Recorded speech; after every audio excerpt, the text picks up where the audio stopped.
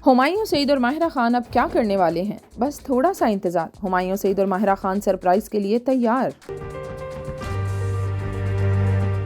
माहिरा खान और हुमायूं सईद ने 2015 में प्रोड्यूसर मोमना दुरैद की फिल्म बिन रॉय में काम किया था, जिसमें अरमीना खान ने भी अहम किरदार अदा किया था। कई सुपरहिट ड्रामे बनाने वाले डायरेक्टर शहजाद कश्मीरी की इस फिल्म ने ज्यादा बिजनेस नहीं किया था, जिसकी वजह से इसे फ्लॉप करार दिया गया था। बाद अज़ां बिन रॉय को ड्रामे की सूरत में टीवी पर पेश भी किया गया था। इस प्रोजेक्ट के बाद दोनों फनकारों को किसी भी प्रोजेक्ट में इकट्ठा होने का मौका नहीं मिला। अब माहिरा खान और हुमायूं सईद 8 साल के तवील अरसा के बाद एक बार फिर स्क्रीन पर नजर आएंगे। माहिरा खान ने सोशल मीडिया पर परस्तारों के सवालों जवाब का एक सेशन किया।